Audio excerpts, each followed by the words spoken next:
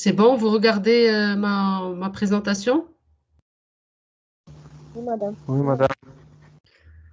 D'accord. Donc, on va continuer le cours sur les acides nucléiques. Et bien sûr, on est arrivé à l'acide désoxyribonucléique, l'ADN. Bon, on va faire un petit rappel. Je reviens sur ce qu'on avait vu la dernière fois, les 2 ou 3 dernières diapositives qu'on avait vues la dernière fois, pour bien comprendre la structure primaire de l'ADN. Donc, comme rappel, maintenant on a dit plusieurs fois que l'ADN, elle est constituée, c'est quoi? C'est le D, 2' désoxyribose d'un acide phosphorique et bien sûr de 4 bases. Donc, on a expliqué l'ose qu'il n'y a pas de OH au niveau de 2', il y a toujours l'acide phosphorique et puis il y a 4 bases fondamentales qui sont l'adénine, la guanine, la cytosine et la thymine. Et on avait dit que la thymine, on la trouve exclusivement chez l'ADN alors que chez l'ARN, on trouve l'uracile. Donc, tout ça, c'est des petits rappels. J'ai donné ici quelques exemples qu'on peut rencontrer. C'est qu'on peut trouver la 5-méthylcytosine dans l'ADN de germe de blé ou bien la 5-hydroxyméthylcytosine dans l'ADN de bactériophages.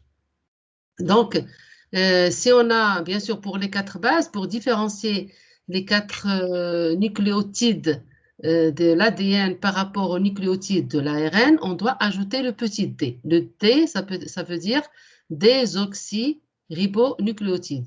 Donc ici, on va parler de désoxyadénosine monophosphate, désoxyguanosine monophosphate, désoxycytosine monophosphate, et bien sûr pour la thymine. Elles sont liées, on a dit entre eux, par des liaisons 3', 5', phosphodiester, on l'a déjà expliqué, on va le revoir encore dans la structure. C'est-à-dire que le phosphate, il forme ce qu'on appelle un pont. Il est lié au niveau de 3' de nucléotides et au niveau de 5' du nucléotide suivant et ainsi de suite.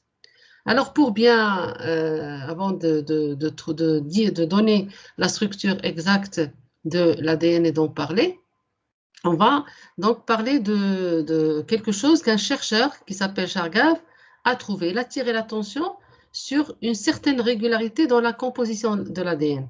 En fait, il a étudié, ou bien il a fait le compte, il a pris 3 espèces, 3 types d'ADN de 3 espèces qui sont différents.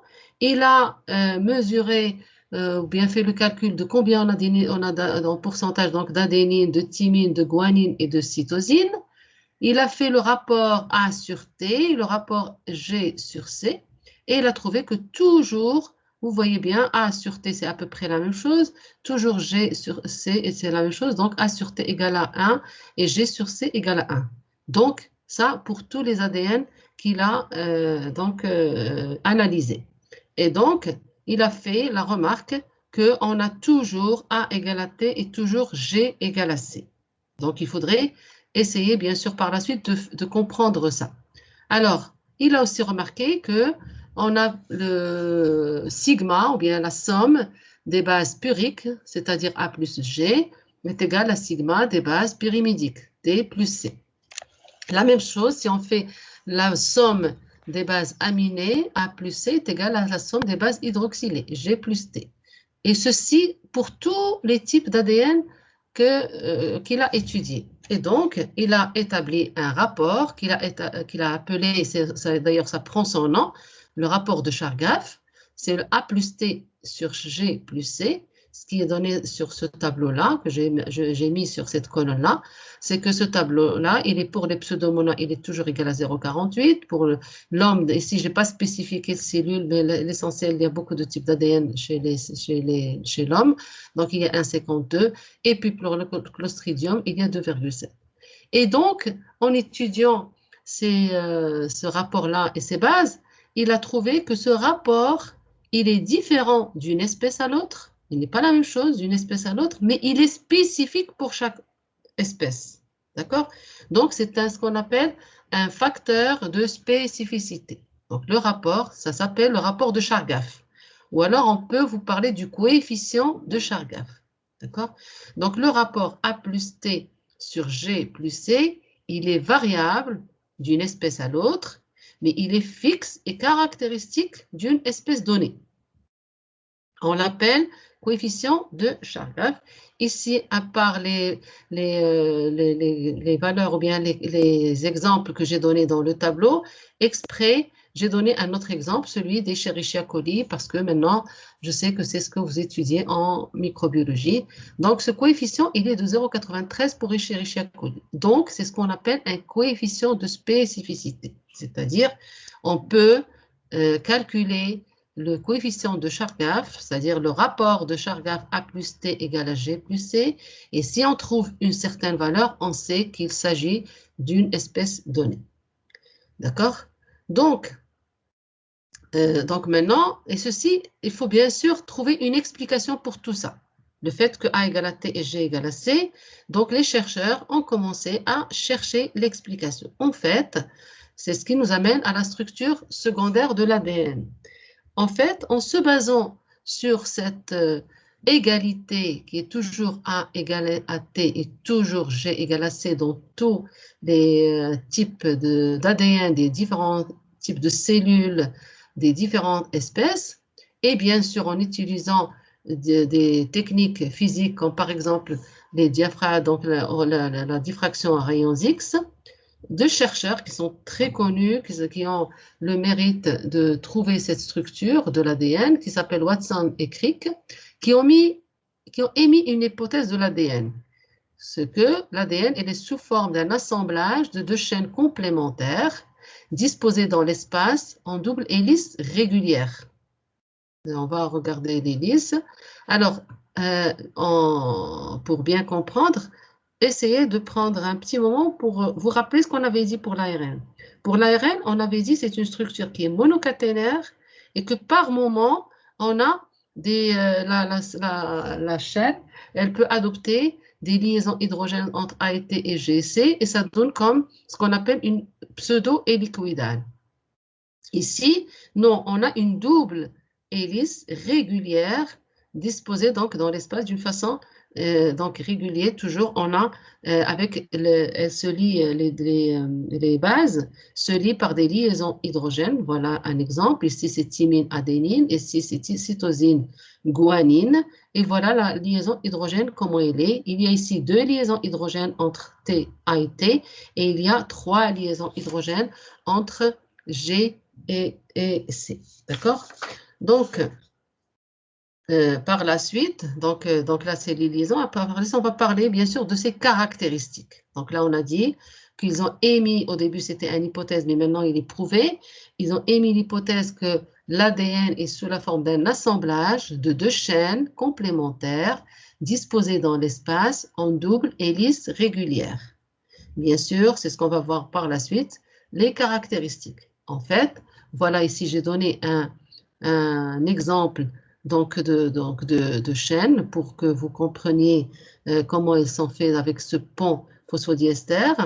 Et ici, donc voilà le détail de ça, c'est-à-dire vous avez l'extrémité 5', voilà l'extrémité 3', voilà le pont phosphodiester, c'est-à-dire l'acide phosphorique, il estérifie le OH de 3' par exemple, de ce nucléotide-là, et il estérifie avec l'autre OH, le 5' du nucléotide suivant, au niveau, bien sûr, du sucre.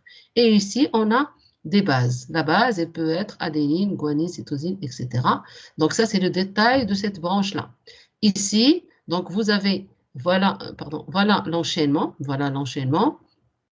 Et là, vous avez cette base, elle est liée avec l'autre base de l'autre chaîne par des liaisons hydrogènes. Voilà, j'ai montré ici adénine, thymine et ici cytosine, guanine. Donc, appariement entre les bases complémentaires A et T par deux liaisons hydrogènes et G et C par trois liaisons hydrogènes. D'accord, je vais peut-être... Non, pardon. Voilà. Donc, par trois liaisons hydrogènes, d'accord? Donc, par la suite, bien sûr, comment ça va être? Ceci va donner, donc là, c'est le détail, je reviens là, donc c'est le détail. Et donc, ça va aller encore, donc là, c'est juste le détail, j'ai donné juste deux nucléotides qui sont liés par des liaisons hydrogènes. Alors, si on peut, donc ici, Donc, les deux chaînes, elles sont donc disposées de la façon suivante. Les deux chaînes sont complémentaires et antiparallèles. Qu'est-ce que ça veut dire antiparallèles?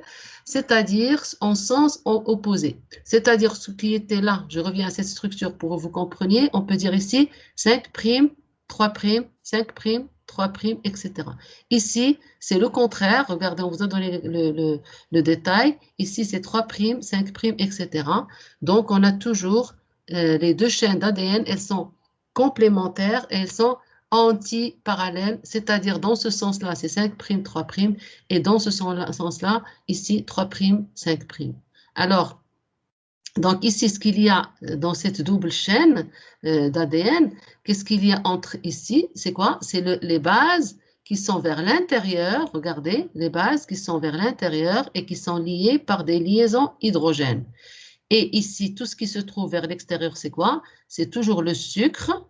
Et vers l'extérieur, vous avez le phosphate. D'accord? Il faut bien comprendre cette structure. Donc, le sucre avec les bases vers l'intérieur qui se lient par des liaisons hydrogènes. Et de l'autre côté, vous avez le phosphate qui est, bien sûr, soit quand il est au milieu, il fait ce qu'on appelle un pont phosphodiester, parce qu'il est pourquoi diester, c'est-à-dire deux liaisons ester, une avec le 3' de ce nucléotide et l'autre avec le 5' avec ce nucléotide-là. Et j'espère que vous vous rappelez pourquoi on dit 1', 2', 5'. Je vous ai déjà expliqué parce que pour les bases, on les numérote 1, 2, 3, 4 pour différencier la numérotation avec les bases. Pour les sucres, les riboses, on parle de 1', 2', 3', 5'. D'accord?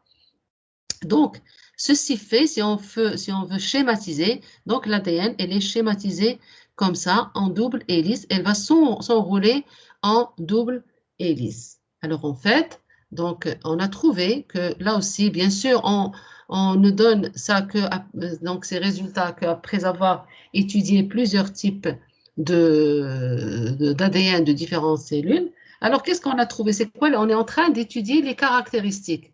Alors, les spires antiparallèles, donc je reviens là pour que vous suiviez bien, on est en train de voir les caractéristiques. On a dit que les deux chaînes sont complémentaires et antiparallèles, c'est-à-dire en sens opposé, 5', 3', 3', 5'. Une autre caractéristique, c'est que les spires antiparallèles, donc tout le monde comprend c'est quoi une spire. Voilà une spire, voilà, c'est le fait de s'enrouler. Voilà, c'est voilà une spire. Donc, les spires antiparallèles s'enroulent autour d'un axe central hypothétique. Ça veut dire hypothétique, c'est juste une hypothèse.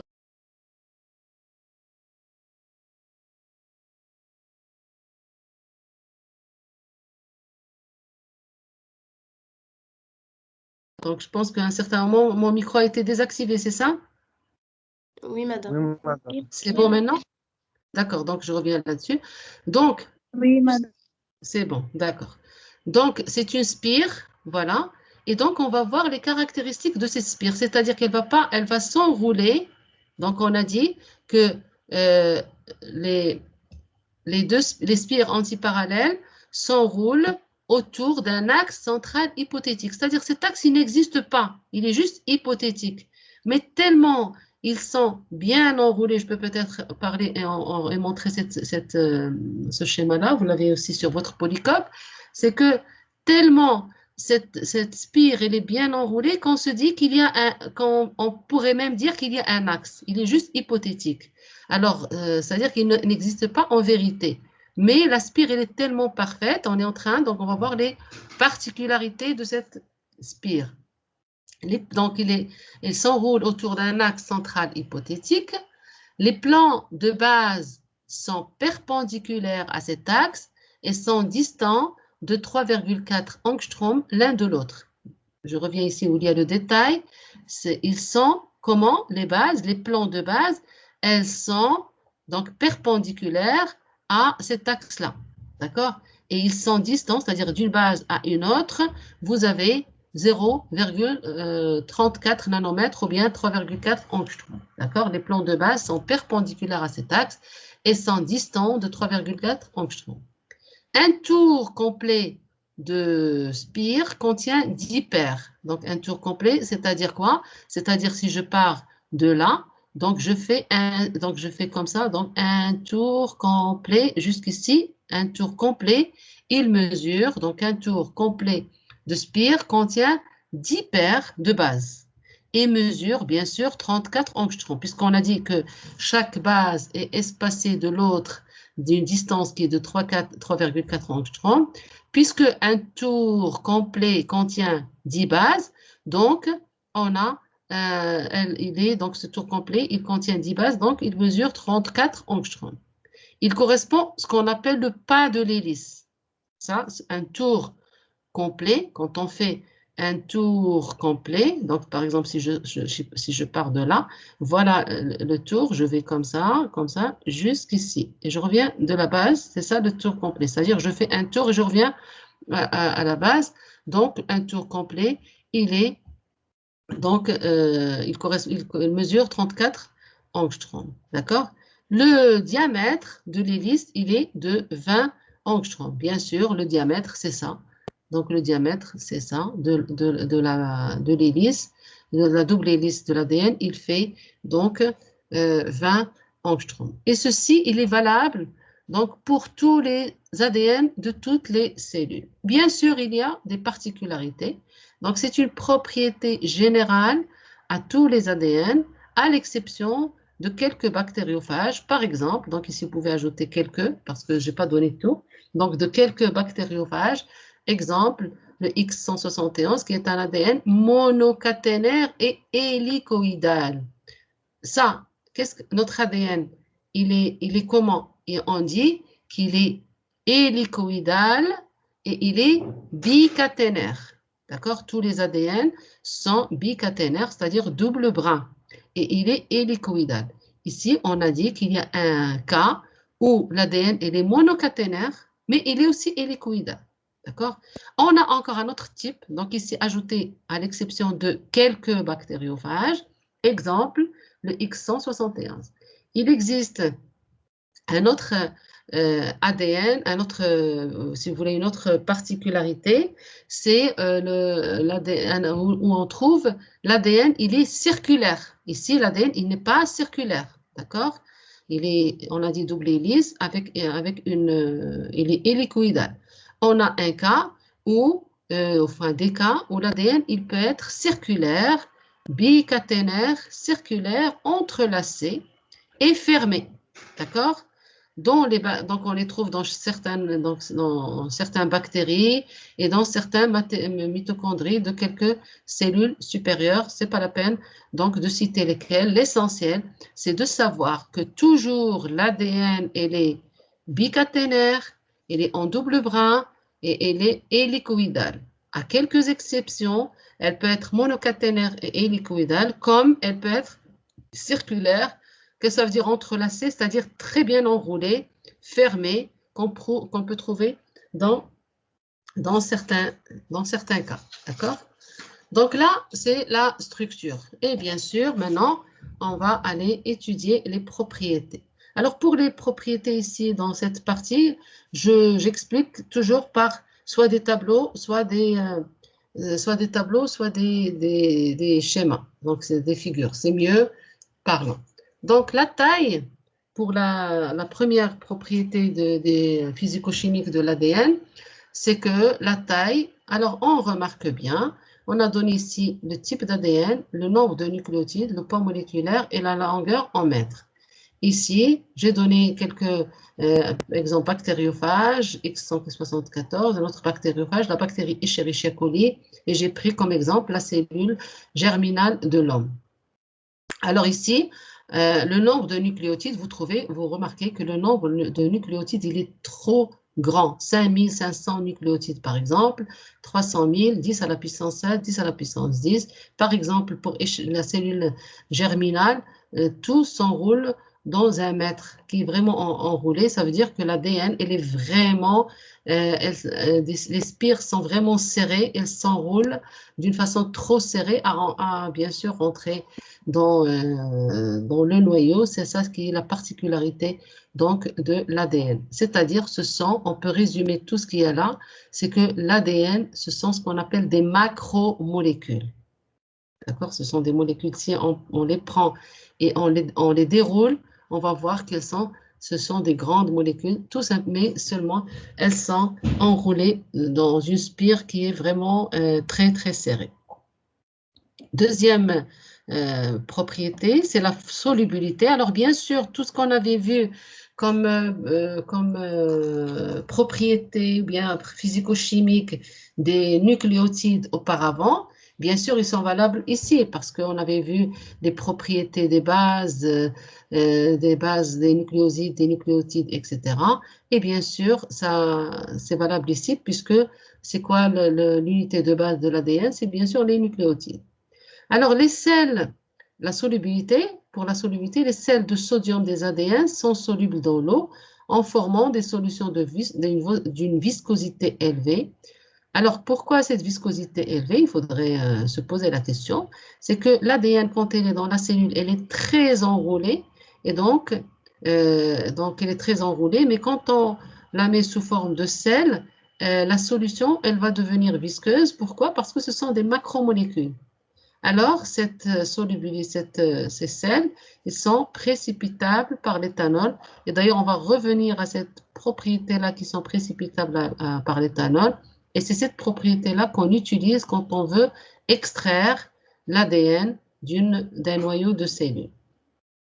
Encore une autre propriété, c'est l'absorption en ultraviolet. On avait dit que on l'a déjà dit, les ADN absorbent en ultraviolet avec une moyenne. Bien sûr, chaque base, elle absorbe à peu près à une valeur qui est à peu près à 260, mais la moyenne, elle absorbe à 260 nanomètres. Et je vous avais déjà dit que c'est une propriété qui est très largement utilisée pour l'analyse ou bien pour l'étude de l'ADN.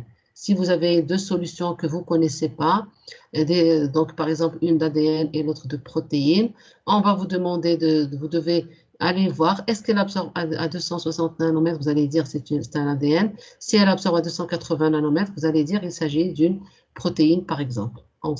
Mais à 260 nanomètres, il s'agit d'un ADN.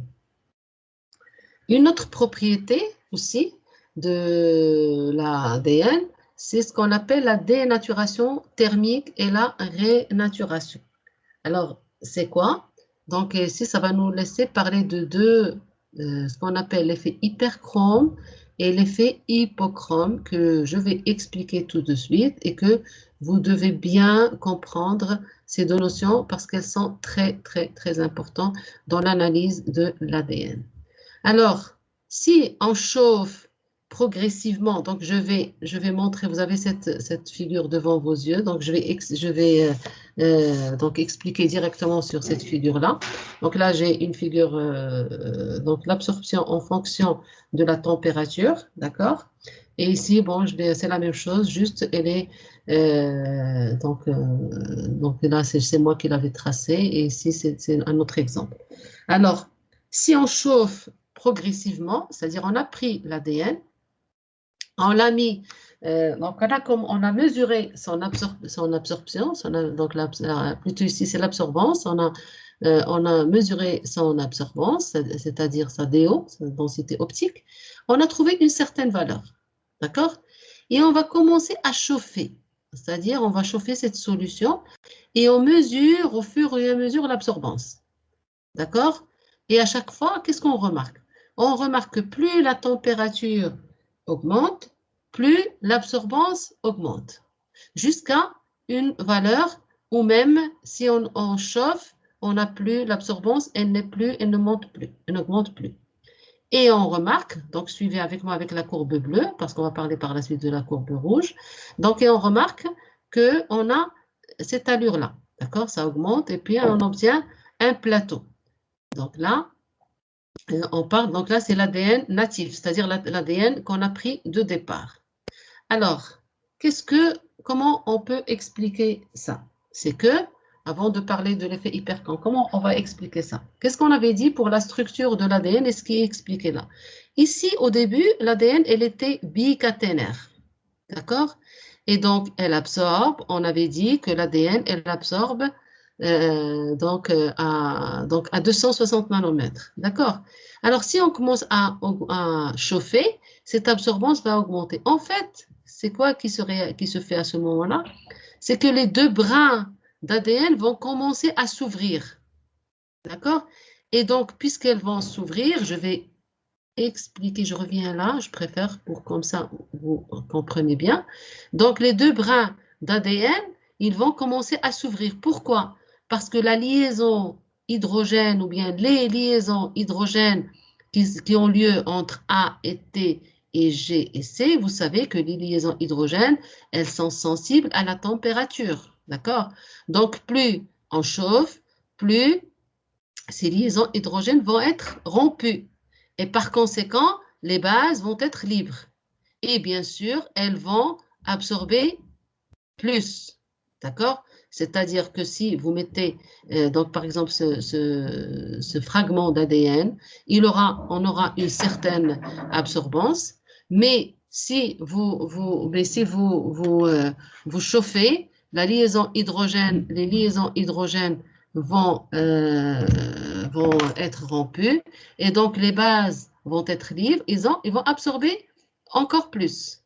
D'accord? Et ainsi de suite. Donc, plus vous augmentez la température, plus les bases vont être plus libres parce que les liaisons hydrogènes vont être rompues et donc ils vont absorber au maximum jusqu'à un certain moment, ce qui est marqué, donc ce qui est traduit ici sur le tableau, dans cette figure-là, jusqu'à un certain moment, c'est ce qui est là, c'est que toutes les liaisons hydrogènes ont été rompues et donc l'ADN se trouve sous forme monocaténaire, c'est-à-dire les deux brins sont séparés et donc on obtient l'absorption maximale parce que ça y est, toutes les liaisons ont été rompues. D'accord? C'est ce qu'on appelle l'effet hyperchrome. Donc, je reviens à ce que j'ai mis ici pour que vous suiviez. Donc, si on chauffe progressivement une solution d'ADN et si on suit la densité optique à 260 nanomètres en fonction de la température, on constate une augmentation importante de la densité optique. C'est l'effet hyperchrome. Ça s'appelle l'effet hyperchrome. Alors, bien sûr, avant d'aller à la diapositive suivante pour expliquer autre chose, mais déjà, ici, vous pouvez remarquer. Alors, si on prend la même solution, et on commence, qui était chauffé, c'est-à-dire qui contient les brins d'ADN, mais sous forme monocaténaire, ils sont séparés, parce que le chauffage il a rompu les liaisons hydrogènes. Si on a pris cette solution-là et on a commencé à aller dans le sens contraire, c'est-à-dire on a commencé à refroidir. On en était là, par exemple, à 100 degrés, puis à 90 degrés, à 80, etc. Qu'est-ce qu'il va y avoir? Je reviens à ma structure de tout à l'heure pour que vous compreniez toujours. Donc, qu'est-ce qu'il va y avoir? Les liaisons hydrogènes vont commencer à se reformer. Et donc, le double brin d'ADN va commencer à se former. Et par conséquent, on va se retrouver avec l'ADN, donc on a dit l'ADN renaturé. C'est-à-dire si on commence mais bien sûr, en refroidissant lentement et progressivement. Alors, qu'est-ce qu'il va y avoir quand on refroidit progressivement? Donc, il va y avoir l'ADN va se renaturer, c'est ce qu'on appelle l'ADN renaturé, c'est-à-dire elle va se reconstituer petit à petit. Et ici, on va retrouver l'ADN de départ. Ici, ce qui est bleu, c'est l'ADN natif, c'est-à-dire celui qu'on avait au départ. Et là, c'est l'ADN qui est renaturé. Et donc, on va retrouver la même DO que le départ. D'accord? Et aussi, on remarque, dans la courbe, il y a un point d'inflexion de la courbe, ici. Voilà. Ce point d'inflexion, il correspond à ce qu'on appelle TM. On va en parler par la suite. C'est la température moyenne de transition, c'est-à-dire là où on a 50% des liaisons hydrogènes ont été rompues, c'est-à-dire 50% des bases sont libérées. D'accord? Donc, l'effet hyperchrome, c'est le fait de faire augmenter la température et que l'ADN, les deux brins d'ADN vont commencer donc les liaisons hydrogènes entre les deux brins d'ADN vont commencer à être rompues et donc jusqu'à un plateau où on aura les brins d'ADN sous forme de monobrins, ils sont plus sous forme de bicaténaires, d'accord? Alors, cet effet hyperchrome, donc cet effet hyperchrome, il se situe selon les types d'ADN entre 80 et 100 degrés. Bien sûr, vous-même, si vous suivez bien, vous devez remarquer que bien sûr, cet effet hyperchrome ou bien cette température moyenne de transition qui correspond à la moitié des liaisons hydrogènes qui ont été coupées, elle va dépendre des ADN. Parce que c'est quoi qui diffère d'un ADN à un autre? C'est la composition en base A, T et GC. Donc, en fonction de l'ADN qui correspond, on aura une TM qui est différente. Donc, c'est ce qu'on a marqué ici.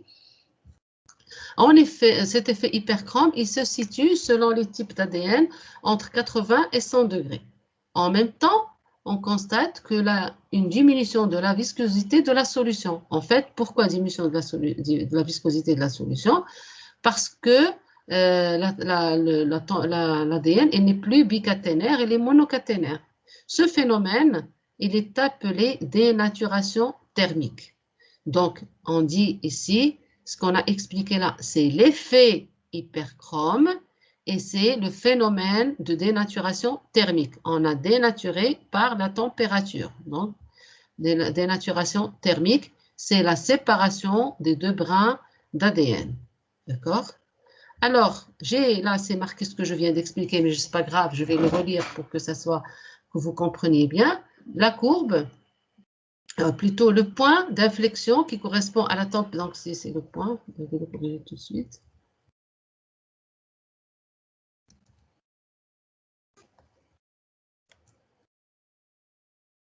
Le point d'inflexion qui correspond à la température moyenne de transition Tm ou température de fusion, c'est la température à laquelle la moitié des liaisons hydrogènes, bien sûr, sont coupées, donc hydrogènes, sont coupées entre les deux chaînes de l'ADN. D'accord?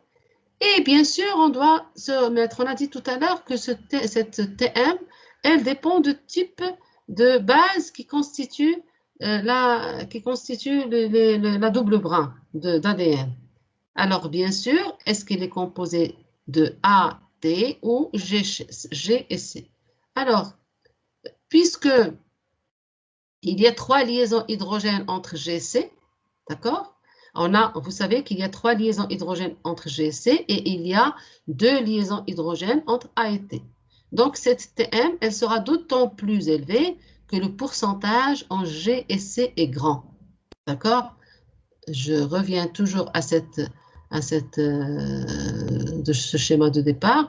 Donc, plus on a G et C, d'accord?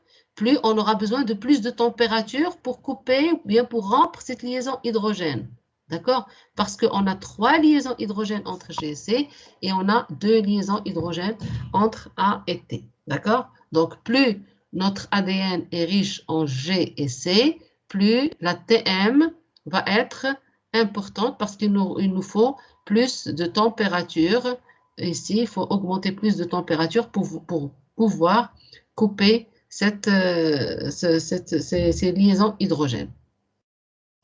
Alors, on a trouvé, donc bien sûr, les chercheurs ont fait, à chaque fois, ils comparent avec différents ADN.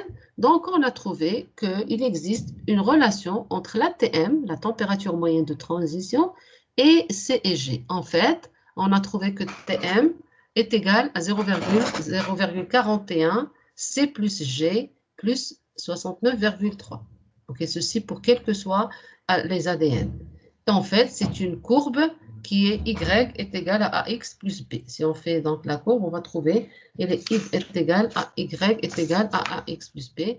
Et ce qui est donné ici, on a ici pris le pourcentage en G et C et on l'a représenté en fonction de la température moyenne de transition de différentes espèces. On a pris les pneumocoques, le thymus et les colibacilles. Et ici, c'est la Tm. Et donc, on a trouvé qu'il y a cette droite, c'est-à-dire est égale à AX plus B, et que, bien sûr ici, plus la TM est, plus l'ADN est riche en G et C, plus la TM elle est élevée, c'est-à-dire la TM de colibacille, par exemple, elle est plus grande que celui du thymus, qui est pneumocoque. Ça veut dire que ici vous avez plus de G et C par rapport à donc c'est l'ADN qui contient le plus de G et C, c'est celui-là. D'accord?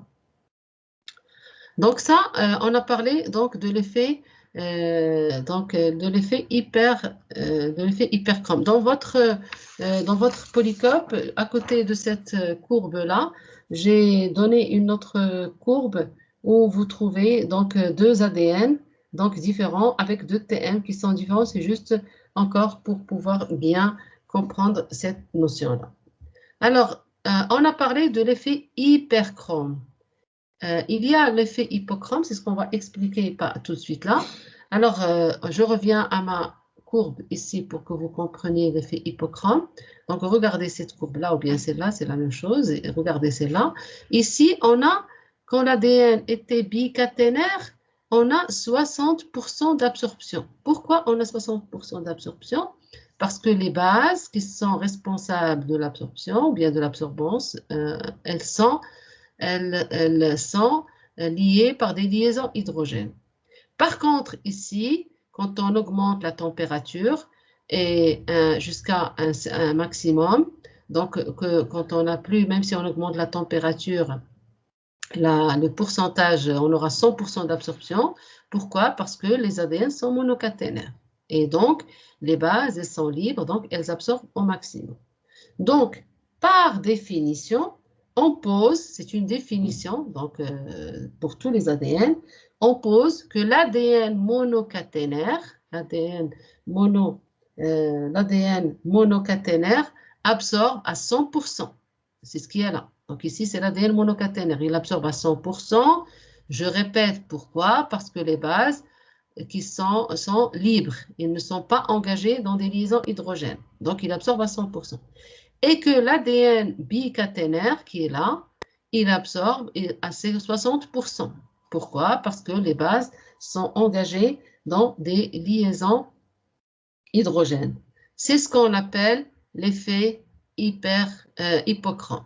Donc, par définition, on pose que l'ADN monocaténaire absorbe à 100% et que l'ADN bicaténaire n'absorbe qu'à 50%. C'est l'effet hypochrome. D'accord? Alors, une fois qu'on a séparé ici, donc ici, je reviens là pour que vous suiviez, une fois qu'on a l'ADN monocaténaire, c'est-à-dire on a chauffé, on a séparé par des liaisons hydrogènes et donc on a les brins d'ADN sont séparés. Ici, on a deux choix, d'accord? Selon différents choix sont offerts selon quel mode de refroidissement on va faire. Donc, c'est ce qu'on va voir tout de suite. Donc, une fois l'ADN dénaturé, deux possibilités se présentent. Si on refroidit la solution progressivement, il y a une réassociation des deux brins. Voilà, c'est ce que j'ai schématisé ici. C'est-à-dire, on a l'ADN bicaténaire, on a augmenté la température, donc on a ici la température de fusion, c'est-à-dire on augmente la température, on aura les deux chaînes. Donc là, c'est ce qu'on a mis dans la courbe. Ici, c'est 60% d'absorption d'absorption de l'ADN. Ici, c'est 100%, c'est-à-dire les deux chaînes sont séparées. Alors, une fois que les deux chaînes sont séparées, ici, donc on a augmenté la température, on a différents cas de figure. Alors, si on a un refroidissement lent, c'est ce qu'on a montré ici dans la courbe. Si on a commencé à refroidir, mais lentement, c'est-à-dire on est passé de 100 degrés, 90, 80, etc., et même plus lentement, donc on aura ce qu'on appelle l'ADN rénaturé, c'est-à-dire on va reconstituer les liaisons hydrogènes et par conséquent, on aura l'ADN de départ. On appelle, c'est l'ADN, donc le refroidissement, si le refroidissement est lent, on aura l'ADN bicaténaire rénaturé. D'accord? On va reconstituer l'ADN de départ. Si on fait un refroidissement rapide, c'est-à-dire on a pris notre bécher qui contient l'ADN sous forme de 2 brins et on l'a mis de la température élevée, on l'a mis directement dans la glace. Bien sûr, on n'a pas laissé le temps aux liaisons hydrogènes de se former, donc on aura ce qu'on appelle l'ADN trempé ou bien phénomène de trempe. Donc, tout ça, je l'ai écrit ici. Donc, si on refroidit les deux solutions progressivement, il y a une réassociation des 2 brins, bien sûr par les bases complémentaires, bien sûr par la liaison hydrogène, bien sûr 2 liaisons hydrogène entre A et T et 3 liaisons hydrogène entre G et C. Donc, tout ça maintenant, vous l'avez bien compris. On parle de l'ADN et les rénaturés, d'accord? Et donc, c'est le phénomène de rénaturation ou de recuisson. C'est-à-dire, on a le phénomène de rénaturation ou recuisson. Mais si on refroidit brusquement, c'est-à-dire on a pris la solution qui était à une température élevée, on l'a mis directement dans la glace, on n'a pas laissé le temps qu'il y ait réassociation des 2 brins. Et donc, ils vont rester séparés. C'est ce qu'on appelle, les chaînes vont rester séparées. On dit que les chaînes, ou bien l'ADN, elle est trempée, et ça s'appelle le phénomène de trempe. D'accord? Et on a un autre cas qui est très important. On a un autre cas, c'est que des fois, on utilise cette méthode-là. Si on a, par exemple, si on reconnaît l'ADN, par exemple, une chaîne d'ADN, elle est connue, sa séquence est connue chez nous, et on veut, par exemple, étudier l'ARN, on peut ajouter une chaîne d'ARN et voir si l'ARN se lie avec la monocaténaire, l'ADN monocaténaire, on va dire qu'on a un hybride ADN-ARN, donc ça va nous permettre d'étudier l'ARN. D'accord? Parce qu'on sait que s'ils sont complémentaires, donc connaissant la chaîne d'ADN monocaténaire, on va reconnaître l'ARN. Alors avant d'aller plus loin, vous allez normalement vous poser la question, vous allez dire, mais quand est-ce qu'on choisit le refroidissement lent ou bien le refroidissement rapide? En fait, ça dépend de ce qu'on veut étudier. Si on veut, par exemple, étudier, on va revenir là-dessus en fin de cours, si on voudrait donner on voudrait étudier ou bien déterminer la séquence de l'ADN, c'est-à-dire la structure primaire de l'ADN. Dans ce cas-là, toujours, on passe par cette étape. On prend l'ADN, on va chauffer et on va avoir 2 chaînes séparées et on va faire un refroidissement rapide. On aura l'ADN qui va être trempé, c'est-à-dire les brins ne sont pas associés. Et on va étudier un brin par une méthode qu'on va voir par la suite. Et connaissant un brin, on reconnaîtra son ADN complémentaire. D'accord? Ce traitement-là, on l'utilise sinon, si on ne veut pas faire ça, on va faire le refroidissement lent pour revenir à l'ADN de départ. Et comme j'ai dit, si on connaît par exemple l'ARN ou bien et vice-versa, donc on peut utiliser cette méthode d'hybridation pour l'analyse de l'ADN ou bien de l'ARN. Ça dépend si on reconnaît l'ARN ou bien si on reconnaît l'ADN. Toujours dans les propriétés physico-chimiques, on a une autre propriété, c'est la force ionique ou point de fusion. Alors l'ATM, qu'on vient de voir, la température moyenne de fusion, de transition, donc on a vu qu'elle dépend de la concentration, bien de la composition en C et G, c'est-à-dire en guanine et cytosine. On avait dit que la TM elle est d'autant plus grande que l'ADN est riche en C et G. En fait, cette TM, elle dépend aussi d'un autre facteur qui est de la concentration en sel de la solution d'ADN. D'accord? C'est qu'une solution d'ADN, donc elle dépend, donc on a une courbe, vous allez suivre vous sur cette courbe-là, vous l'avez sur votre polycope, enfin sur votre polycope aussi, c'est que là, qu'est-ce qu'on a fait? On a pris la même ADN, la même chaîne d'ADN, on a fait la même chose que tout à l'heure, on a pris la DO à 260 nanomètres et on a commencé à augmenter la température. D'accord? Mais c'est quoi la différence entre cet ADN et celle-là? Celle-là, on l'a solubilisée dans NaCl 10-3 molaire et celle-là, on l'a solubilisée dans NaCl 0,15 molaire. D'accord? Donc, la force ionique, bien la force ionique, elle est différente. Alors, qu'est-ce qu'on a vu? La TM qui était de l'ADN soluble ou bien dans NaCl 0,5 molaire, elle est plus grande que celle de NaCl à 10-3m. Donc, la force, la TM, on est en train de voir toujours la TM, on a dit on la donne par le point d'inflexion de la courbe. La TM, elle dépend, on a dit, de la composition entre G et C et de la concentration en sel de la solution d'ADN. Alors, une solution d'ADN n'est stable à température ordinaire qu'à la condition d'être à une concentration en sel d'au moins 0,1 millimolaire. En fait, je reviens à ma structure de tout à l'heure pour que vous puissiez comprendre cette notion-là. Celle-là, ici. En fait, c'est ce qu'on vient de dire, il est dû à quoi? Qu'est-ce qu'on a dans la structure? On a dit que les bases, elles sont à l'intérieur. Elles sont liées par des liaisons hydrogènes. Le sucre, il n'y a rien de changé. Mais le phosphate, qu'est-ce qu'il a le phosphate? Il est chargé. Donc, ces charges, on a des charges négatives ici. D'accord? Voilà, donc on a ici l'acide phosphorique, c'est ça. Donc, le phosphate, il est chargé. Vous avez des charges négatives. Si vous le mettez, quand il n'est pas mis dans un milieu qui contient, quand vous mettez dans un NaCl, les Na+ vont venir neutraliser les moins du phosphate. Et donc, il va être stabilisé. D'accord? Donc, c'est ce qui a marqué là. Donc, je vais... Voilà.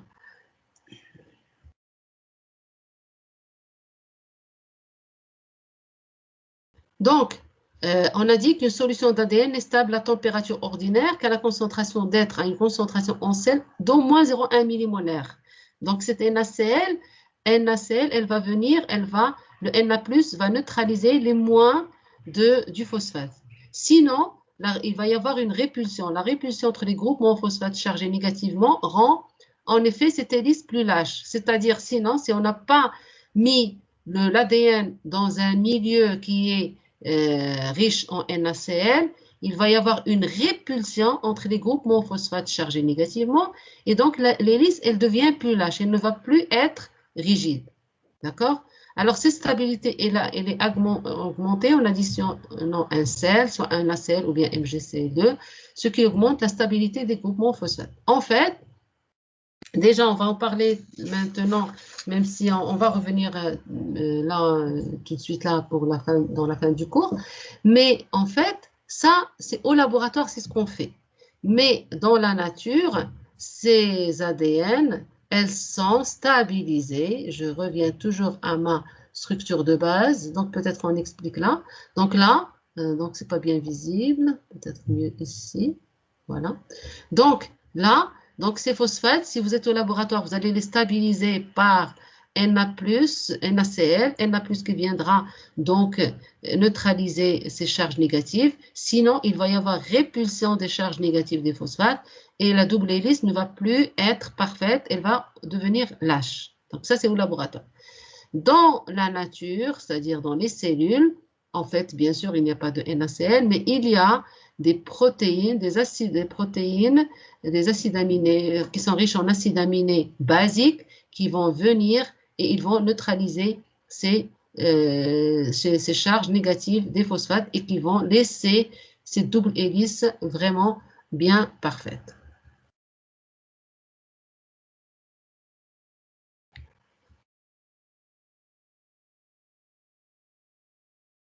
Voilà. Donc, la stabilité, elle est augmentée. Donc, on additionne de sel. En général, on travaille avec NaCl. Bon, certaines fois, on travaille avec MgCl2. Et bien sûr, ça va augmenter cette stabilité des phosphates.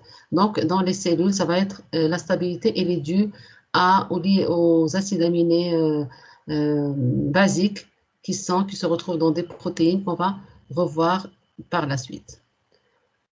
Donc, avec ça, donc, on a vu toutes les propriétés bien sûr, bon, pas toutes, mais les plus essentielles et les plus que vous devez connaître à votre niveau.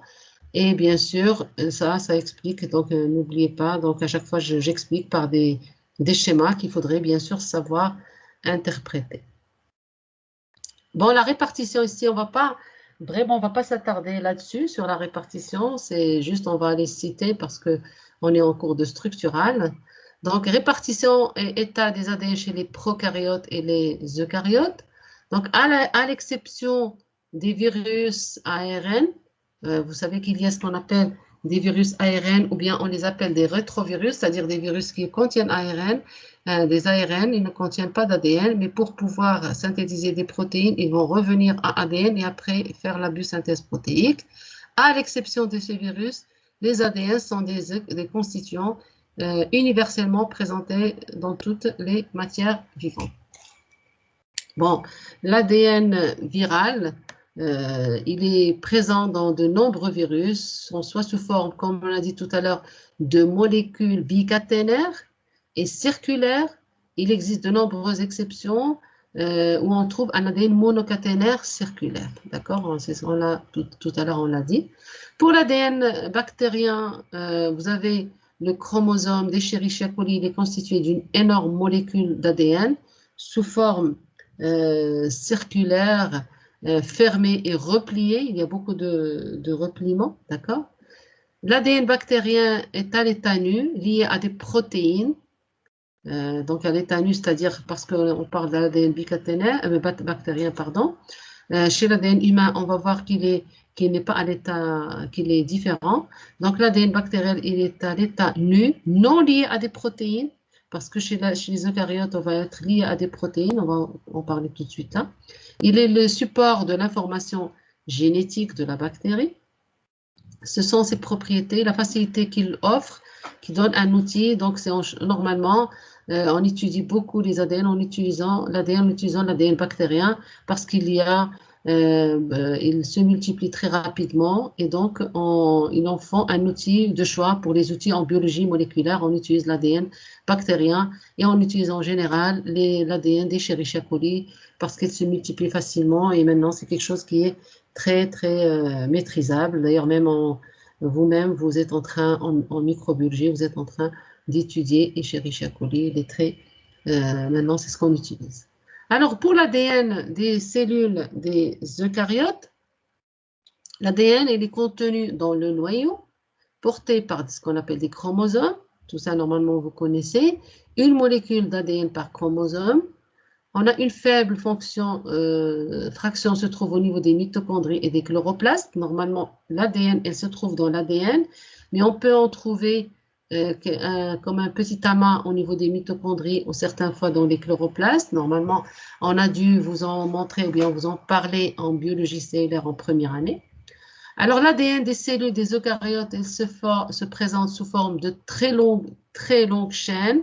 Donc, on l'a vu tout à l'heure quand on a montré le tableau avec les différents nucléotides de différentes cellules. On avait dit qu'il y a beaucoup de désoxynucléotides, ribonucléotides. Donc, de très longues chaînes de désoxyribonucléotides liées étroitement liées dans la chromatine des chromosomes à des protéines basiques, ce qu'on appelle les protamines, voilà, donc HA, donc il y a deux groupes, H2A, H2B, etc. Alors, qu'est-ce que sont ces protéines? Elles sont riches en acides aminés basiques, genre lysine et arginine. Il y a des protéines basiques et non basiques. Alors, ces protéines basiques, elles sont riches en lysine et arginine, ils vont s'enrouler autour de l'ADN et ils vont stabiliser les groupements phosphates qui sont vers l'extérieur de la double chaîne d'ADN. Et donc, il n'y a pas de répulsion et par conséquent, l'ADN, elle est stable. Par conséquent, la double hélice de l'ADN, elle est stable. D'accord? Et je répète, tout à l'heure, on a dit qu'au laboratoire, on utilise du NaCl ou bien du MgCl pour stabiliser l'ADN. Mais dans la cellule, on a ce qu'on appelle des protéines basiques qui sont riches en lysine et en arginine qui vont donc venir s'enrouler autour de l'ADN. Ces protéines basiques, elles s'enroulent autour de la double hélice ADN, des groupements aminés, des acides aminés acides, donc neutralisant les fonctions acides libres de l'ADN. Les groupements phosphoriques qui sont en position externe, donc ça juste un rappel de l'ADN. Et comme rappel, un chromosome d'ADN contient une grande longueur d'ADN. Chaque chromosome humain en possède environ 2 cm, présents sous forme de multiples repliements. Tout ça, on l'avait vu tout à l'heure quand on a donné le tableau avec quelques exemples et on a dit qu'ils sont très repliés. C'est une double chaîne très repliée. Alors, avant d'aller plus loin, on va donner un cas particulier des plasmides, parce que normalement, vous devez connaître c'est quoi les plasmides. Les plasmides sont des éléments génétiques extra-chromosomiques pouvant exister dans le cytoplasme des bactéries, ou bien de certaines bactéries. Elles sont porteurs de gènes et capables d'autoproduction. Ils se présentent sous forme d'ADN bicaténaire, circulaire, dense. Dense, c'est-à-dire beaucoup de repliements. Et fermé, puisqu'il est circulaire, il est fermé. Leur énorme intérêt tient en fait qu'ils peuvent être utilisés en introduisant dans une bactérie et même dans d'autres des cellules d'ADN étrangers dont on souhaite obtenir l'expression génétique. C'est-à-dire, si on veut donc trouver ou bien étudier un ADN, ou bien on veut étudier la structure, l'expression génétique d'un ADN, on va tout simplement l'introduire au niveau du plasmide, il va se multiplier et par conséquent on aura cet ADN. C'est ce qu'on appelle donc la génie génétique. D'accord? Donc, on utilise beaucoup cette méthode-là avec les plasmides pour l'étude de l'ADN, même pour la préparation de protéines, donc d'ADN qui vont donner par la suite de certaines protéines, même pour certains médicaments, etc. C'est une méthode qui est très utilisée. Et maintenant, donc on va terminer avec la structure donc de l'ADN et bien de l'ARN. On va parler des principaux types d'hydrolyse d'ADN et d'ARN, c'est-à-dire les principaux types des ADN et ARN pour l'étude, l'analyse d'ADN et d'ARN.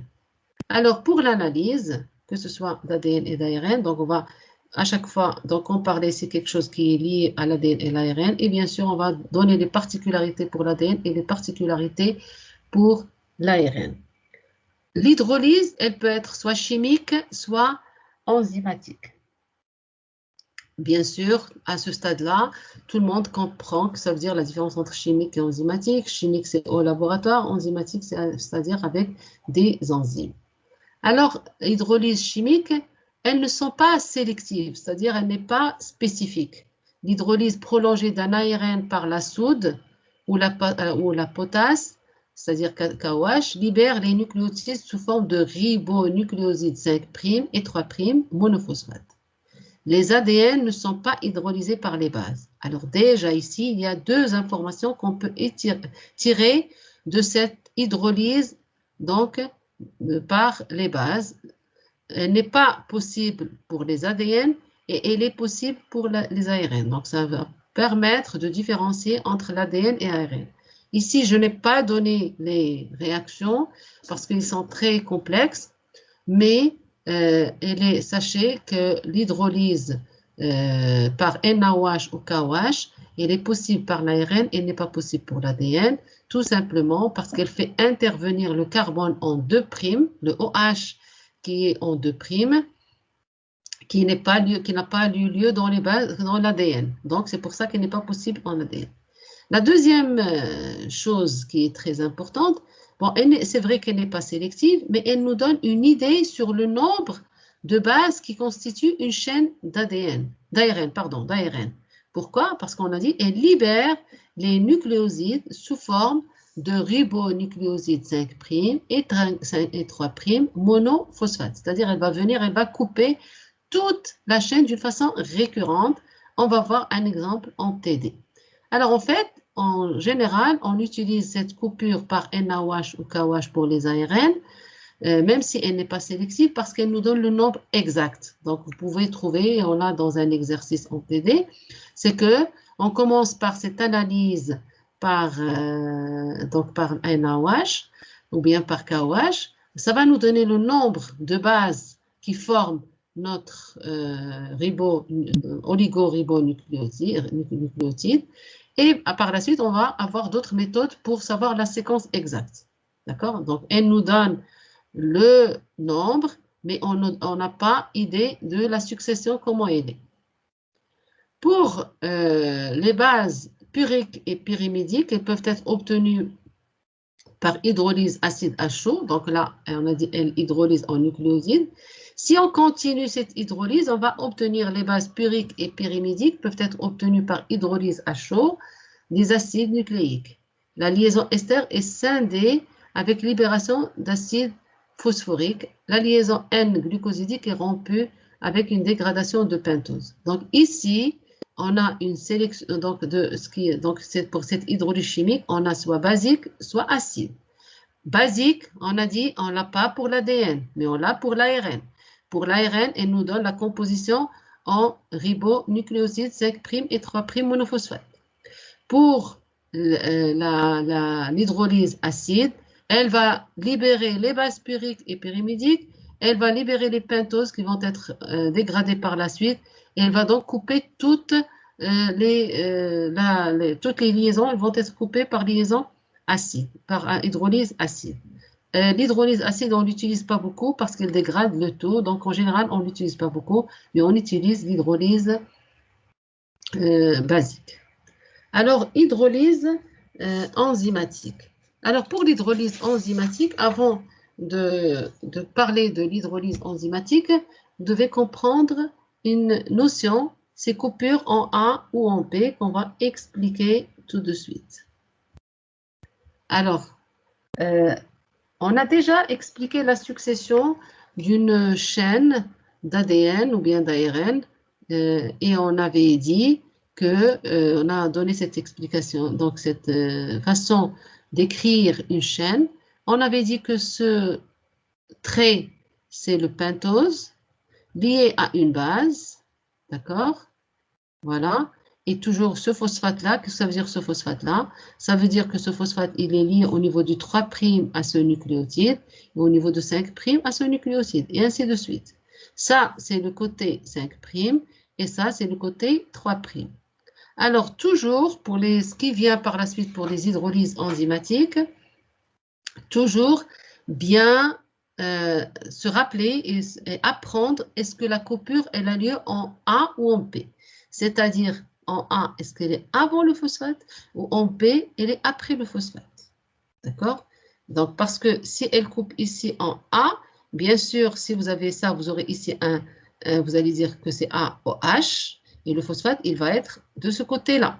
Si elle coupe là, le phosphate, il va être de ce côté-là, et le OH va être là. D'accord? Donc, coupure en A, coupure en P. En A est avant le phosphate, en P, c'est après le phosphate. D'accord? Et bien sûr, ça, c'est le sucre. Ça ne change pas d'une chaîne à l'autre. D'accord? Donc, pour cette hydrolyse, donc après, donc on distingue différents types d'enzymes qui vont couper. On aura soit les endonucléases ou bien les exonucléases. Endonucléase, elle coupe les chaînes de polynucléotides en plusieurs endroits, mais à l'intérieur, d'accord, de la chaîne. Endo, elle coupe à l'intérieur. Et bien sûr, si vous avez un polynucléotide, il va couper en libérant des oligonucléotides. Il va couper, d'accord? Donc, c'est ça les endonucléases. Alors, pour les endonucléases, on va donner quelques exemples. Pour les ARN, alors ici, ces enzymes, vous devez les apprendre parce que on a avoir besoin pour les exercices. Pour les ARN, je ne vais pas donner tout, je vais donner que 4 ou 5 exemples que vous allez trouver dans les exercices. Et bien sûr, donc si on vous donne une autre enzyme, on va vous donner, elle coupe à quel niveau, d'accord, dans les exercices. Donc, le premier cas, c'est la ribonucléase pancréatique ou RNase pancréatique. Elle clive les ARN en P après C et U. Donc, je reviens ici. Donc, on a dit, elle coupe en B après C et U. Les RNases pancréatiques, elles coupent en B après C et U. C'est-à-dire, à chaque fois qu'elle trouve un C ou bien un U, elle va couper en B, c'est-à-dire là. D'accord? Donc, elle coupe en B à chaque fois qu'elle trouve un C ou bien un U, et c'est une endonucléase, c'est-à-dire, elle coupe à l'intérieur. Là, donc, elle est spécifique. D'accord? C'est-à-dire, elle va nous donner une idée sur quelle base qui constitue la chaîne primaire. La ribonucléase T1, elle coupe en B après G. La ribonucléase T2, elle coupe en P après A. Et la ribonucléase U2, elle coupe en P après A ou G. C'est-à-dire, elle trouve A ou bien G, elle va couper en P.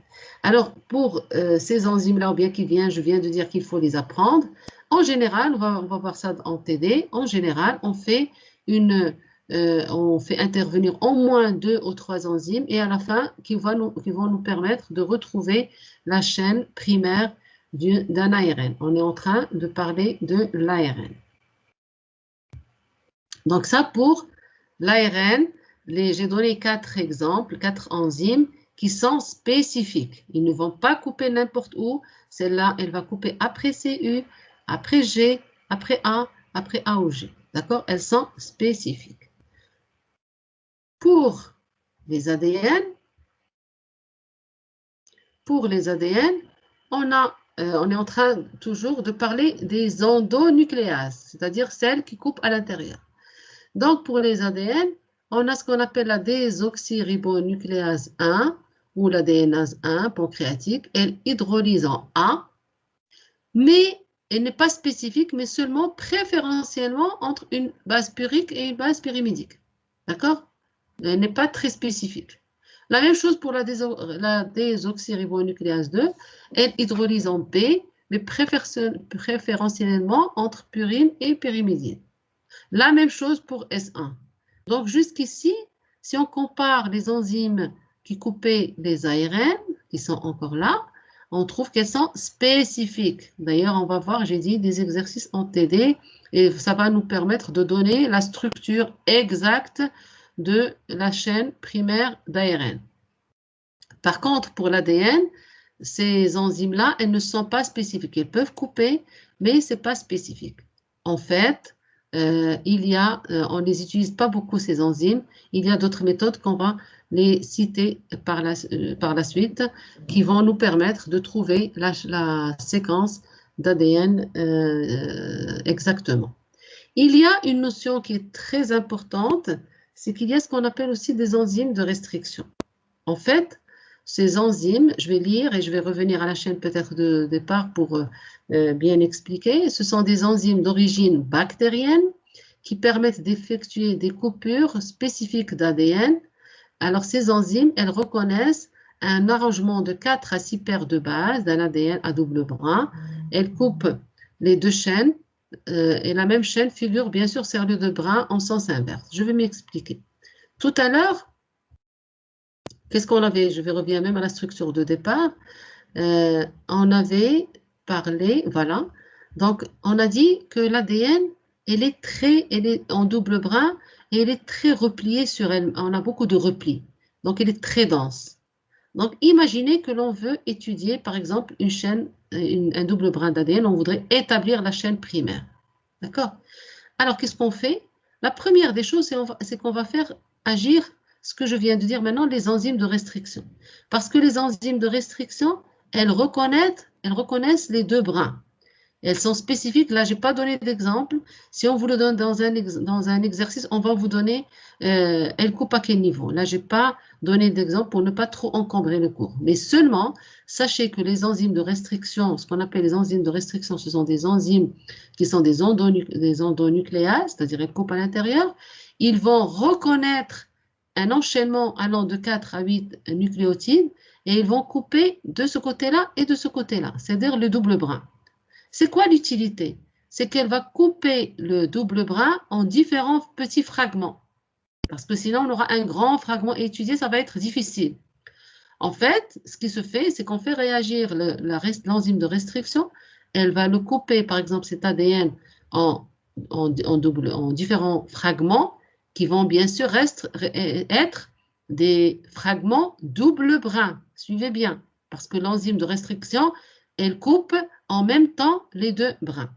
Après, qu'est-ce qu'on fait? On va à notre schéma de tout à l'heure. Je vais le montrer tout de suite là. Donc, on l'a coupé par l'enzyme de restriction. On aura un petit fragment double brin. On augmente la température de fusion. On aura deux chaînes qui sont séparées par la température. On mesure l'ADO jusqu'à ce qu'on a 100% d'absorption, c'est-à-dire jusqu'à ce qu'on est sûr que tous les deux chaînes ont été séparées. Et là, on fait un refroidissement rapide. D'accord? Pour avoir les chaînes séparées. Et là, une fois qu'on fait un refroidissement rapide, on aura les deux brins séparés. D'accord? Et là, on va étudier un brin par une certaine méthode d'analyse. Et bien sûr, connaissant un brin, on va reconnaître l'autre brin tout en sachant que toujours A est lié à T et G est lié à C. D'accord? Donc, parce qu'on est là, on est en train d'étudier donc les enzymes qui vont nous permettre de reconnaître ou bien de reconstituer une chaîne double brin d'ADN. Donc j'ai dit que ces enzymes de restriction, ils reconnaissent un arrangement de 4 à 6 paires de bases ADN, un double brin, d'accord? Donc ils vont nous permettre d'avoir des petits fragments qu'on va faire ce que je viens d'expliquer maintenant. Alors ça, c'est pour les endonucléases. Pour les exonucléases, elles attaquent bien sûr exo, elles coupent bien sûr vers l'extérieur, elles attaquent une extrémité de la chaîne en libérant l'un après l'autre les nucléotides sans spécificité vis-à-vis de la base. Il n'y a pas de spécificité vis-à-vis de la base, seulement ils vont couper donc la chaîne de l'extrémité et au fur et à mesure, c'est ce qu'on appelle soit une dégradation récurrente ou bien séquentielle. On va donner là aussi quelques exemples. Par exemple, ce qu'on appelle la phosphodiesterase de venin de serpent, elle coupe en A à partir de l'extrémité 3' en H. On a bien expliqué tout à l'heure qu'est-ce que ça veut dire en A ou en B. D'accord? Donc, elle coupe en A à partir de l'extrémité 3' OH. Donc, si l'extrémité 3' terminale est phosphorylée, le phosphate doit être éliminé au préalable par une 3' phosphomonoestérase, alors pour que cette diestérase puisse agir. Je vais encore expliquer, c'est-à-dire que la phosphodiesterase de venin de serpent, elle est spécifique. Elle reconnaît, elle va commencer à couper d'une façon séquentielle en A, on a dit en A, c'est-à-dire avant le phosphate, mais à condition, donc en A, je vais revenir là, juste encore une fois pour que, c'est-à-dire elle va aller à cette extrémité 3', elle doit être OH comme ici, c'est-à-dire il ne doit pas y avoir de phosphate, et elle va couper en A, d'accord? Et donc pour celui-là, par exemple, elle va couper là, elle va libérer ce nucléotide, et elle va encore couper là, et ainsi de suite. Donc, elle va couper d'une façon séquentielle. Donc, elle coupe en A à partir de l'extrémité 3' OH. Elle est donc spécifique. Mais si l'extrémité 3' terminale est phosphorylée, cette phosphodiesterase de venin de serpent ne pourra pas réagir. On est obligé de passer par une autre enzyme qui s'appelle la 3' phosphomonoestérase qui va éliminer le phosphate pour que cette phosphodiesterase de venin de serpent puisse réagir. D'accord? Donc, celle-là, on l'utilise en général aussi, on va l'avoir dans un exercice, on l'utilise pour identifier l'extrémité 3', par exemple, d'une chaîne. La même chose ici, pour l'extrémité 5' OH, on a ce qu'on appelle la phosphodiesterase de la rate. Elle coupe en B à partir de l'extrémité 5' OH. Donc, celle-là aussi, elle reconnaît que si l'extrémité 5' est OH, c'est-à-dire elle n'est pas phosphorylée. Dans ce cas, elle peut couper. Et là aussi, si l'extrémité 5' est phosphorylée, on doit faire agir une enzyme qui s'appelle la 5' phosphomonoestérase pour que la diestérase puisse agir. D'accord? Donc, en fait, on va le voir en TD, c'est que en général, on utilise au moins 3 ou 4 enzymes en parallèle pour pouvoir identifier ou bien déterminer une chaîne de fragments d'ARN. D'accord? Alors, on a encore une autre enzyme qui est la phosphatase. Par exemple, la phosphatase alcaline d'Escherichia coli, elle détache le groupement phosphate à l'extérieur de la chaîne. Celle-là, elle n'est pas aussi spécifique comme celle-là. Par exemple, ici, la 3'-phosphomonoestérase, elle élimine le phosphate qui est en 3'. Celle-là, elle élimine le phosphate qui est en 5'. Par contre, la phosphatase, elle va enlever le phosphate, que ce soit en 3' ou bien en 5'. D'accord? Donc, jusqu'ici, on a donné tout ce qui est spécifique pour l'ARN. Pour l'ADN, on a dit que les enzymes qu'on a citées tout à l'heure, elles peuvent couper, mais elles ne sont pas spécifiques. Mais seulement, à ce niveau-là, pour cette année, sachez que pour l'ADN, on a une méthode chimique qui s'appelle, on appelle soit méthode chimique ou bien la méthode de Maxam et Gilbert, ou bien une méthode enzymatique qu'on appelle aussi méthode enzymatique ou bien méthode de Sanger, qui permettent d'établir la séquence d'ADN avec précision. Je ne vais pas vous donner les détails parce que ce sont très compliqués. Seulement, sachez qu'on commence toujours comme on avait ce que je viens d'expliquer. Sachez que pour l'ADN, on commence toujours par couper par l'enzyme de restriction qui va couper le double brin en petits fragments double brin. Après, on va faire le chauffage tout en suivant la température, en lisant l'absorbance. Une fois qu'on a 100% d'absorbance, c'est-à-dire on est sûr que les deux brins sont séparés, là, on fait un refroidissement rapide pour que les deux brins soient séparés. Et là, on fait l'une des méthodes pour donner la structure exacte de la séquence primaire d'ADN avec précision. D'accord? Donc, on est arrivé vers la fin. Donc, avant de terminer, on va parler de l'extraction des acides nucléiques. Alors, l'extraction, elle se fait, c'est-à-dire comment extraire, que ce soit l'ADN ou bien l'ARN. Alors, l'extraction des acides nucléiques, elle se fait bien sûr à partir de matériel qui doit être bien sûr riche, par exemple virus, bactéries, levures, thymus, etc. Elle est effectuée donc après, extraire, c'est-à-dire l'enlever on a dit que l'ADN, par exemple, elle se trouve au niveau du noyau, donc on doit se débarrasser de tout pour arriver au noyau pour extraire cet ADN. Donc, elle est effectuée par broyage. On broie bien sûr au début, bien sûr, les cellules. Parfois par délipidation, c'est-à-dire on enlève les lipides. Donc, ici, je parle en général, on ne va pas donner les détails. Il est généralement réalisé par une solution saline. Les protéines sont dénaturées, donc on doit enlever les protéines qui se retrouvent, puis éliminer par centrifugation. Vous savez tous ce que ça veut dire une centrifugation. Et enfin, les acides nucléiques, elles sont précipitées par l'éthanol, comme j'ai dit tout à l'heure. Elle est précipitée par l'éthanol ou bien par acidification. Normalement, on avait des TP, un TP qui correspond aux acides nucléiques. Donc, pour cette année, on ne va pas le faire. Mais sachez que c'est une extraction qui se fait aisément en TP. Et puisqu'on a dit dès le départ que l'ADN, c'est une macromolécule, que par la suite, quand on fait tout avec les étapes, bien sûr en suivant bien les étapes avec les volumes, avec les temps, etc., on arrive à vraiment voir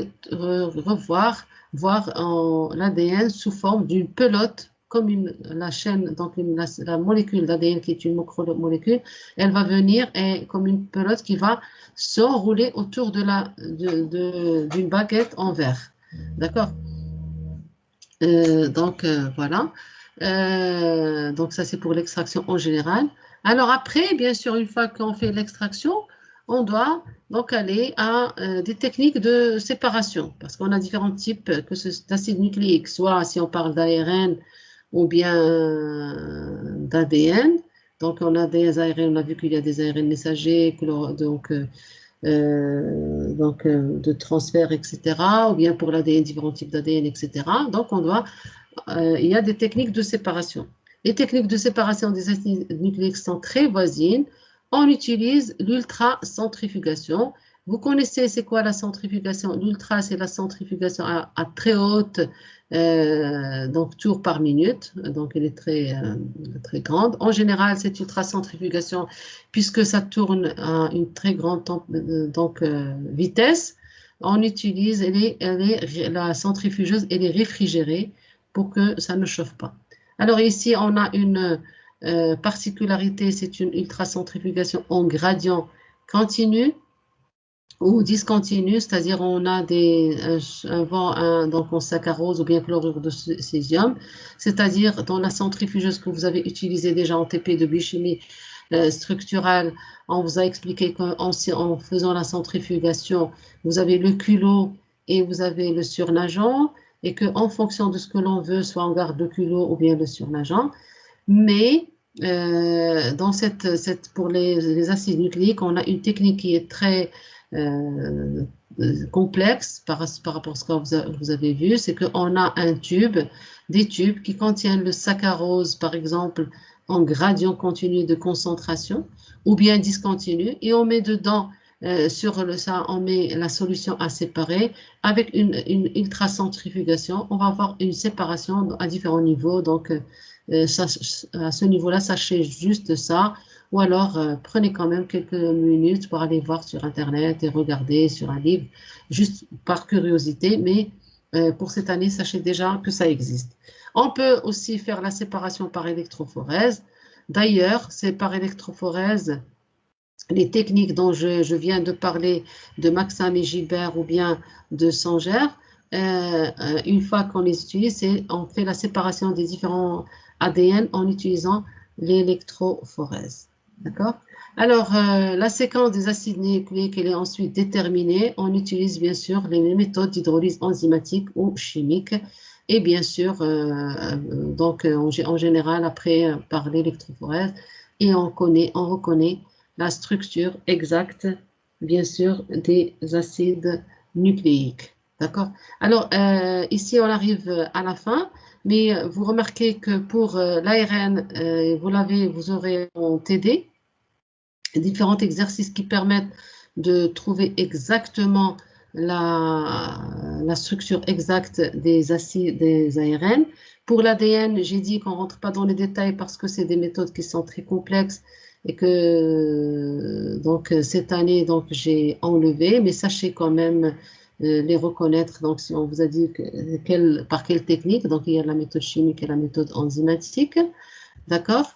Alors vous allez toujours à la fin du cours sur votre polycope, j'ai juste pris un petit temps pour vous mettre donc une différence entre deux structures de base ADN, ARN, d'accord? J'ai montré ici un ADN circulaire, DNA circulaire, entrelacé et fermé. Donc, que ce soit l'ADN bicaténaire qu'on connaît ou bien ADN circulaire bactérien. Et même, j'ai donné un petit schéma ou bien une photo d'un plasmide. Donc, avec ça, on a terminé donc, le cours sur de biochimie structurale. Alors, moi, ce que je vous propose, c'est que la semaine prochaine, donc je fais, c'est pas la peine je pars, donc ce que je vous propose, c'est que là, on vous a déjà donné la date du contrôle qui va avoir lieu la semaine. Donc, je regarde. Vous aurez le contrôle la semaine du 19. C'est ça? Madame, j'étais censée être le 19. Et Comment? Avec le doyen, on a parlé avec le doyen parce qu'on est en retard dans plusieurs modules, comme les techniques de langue et communication et les statistiques, et il nous a dit qu'il pourrait y avoir un petit changement au niveau du contrôle, c'est-à-dire qu'il va le décaler d'une petite semaine. D'accord. Mais quand même, pour nous, puisqu'on a fait, on a fini aujourd'hui, donc moi, ce que je vous propose, parce que je ne suis pas sûre qu'on vous aurez une autre, normalement, la semaine prochaine, on aura TD sur les lipides, d'accord? Et la semaine d'après, le TD sur les acides nucléiques. Sauf que la semaine d'après, il y a le contrôle, d'accord? Donc, si on est sûr qu'ils vont décaler d'une semaine, on laisse la semaine prochaine, on fait les TD la semaine prochaine des lipides et on laisse la semaine d'après pour donc pour le TD sur les acides nucléiques. Sinon, ce que je vous propose, peut-être je vous laisse le temps et après vous m'écrivez pour me dire. Ce que je vous propose, c'est que mardi prochain, c'est-à-dire le mardi prochain, ça va être combien? Ça va être mardi prochain, le 13, c'est ça? C'est que le 13, on fait en live, donc comme le cours, c'est-à-dire la séance du cours, on fait le TD sur les lipides, d'accord?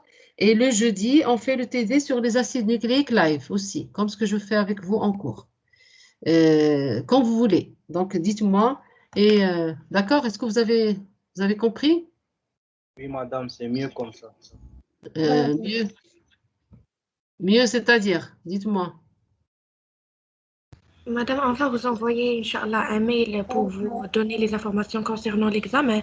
Il est décalé, on va faire comme vous avez dit. S'il n'est pas décalé, on peut faire les lives comme vous avez dit.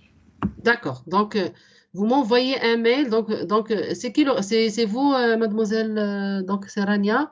Vous êtes la responsable, non? Non, madame, je ne suis pas la responsable, mais je peux effectuer cette tâche. Je peux prendre le relais et vous envoyer le mail quand il s'agit. D'accord. Donc, regardez et dites-moi parce qu'on est quand même, aujourd'hui c'est jeudi et le TD il a lieu le lundi. D'accord? Pour certains de vos camarades. D'accord? Donc, il faudrait, vous êtes là?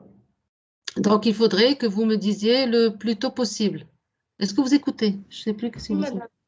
D'accord. Donc, le plus tôt possible, vous me dites, vous mettez entre vous, je crois que vous avez un groupe WhatsApp entre vous, donc vous mettez d'accord, soit on fait, soit on fait des lives pour les TD, le TD, donc des lipides mardi et l'autre TD, jeudi, donc lipides et acides nucléiques. Et bien sûr, là, ça a l'avantage, c'est qu'on on fait tous les TD. Et bien sûr, vous aurez le temps, les autres journées des TD, vous les aurez pour travailler. Mais, euh, mais quand même, moi, je préfère peut-être qu'on se voit comme ça, si vous avez des questions, on se voit en amphi. D'accord? Donc, c'est à vous de me dire. Donc, j'attends votre retour. Est-ce que c'est bon? D'accord, madame, Inch'Allah. Donc j'attends votre retour d'ici, on est jeudi, d'ici demain. Oui ou non? Oui, madame, Inch'Allah. Je vais parler avec le doyen aujourd'hui parce qu'il y a la dernière réunion pour parler de ce sujet et je vais vous dire tout. D'accord, mais vous prenez, s'il vous plaît, l'accord de tous vos camarades. Si vous avez donc un groupe WhatsApp de tous vos camarades, et donc vous allez parler au nom de toute la promotion. D'accord? Oui, madame, d'accord. Et là, bon courage, bonne chance et bien sûr, commencez à travailler. Si vous avez des questions, n'hésitez pas. Allez, au revoir, bonne chance. Au revoir, madame. Maintenant, on a le temps. Si vous avez des questions, vous pouvez.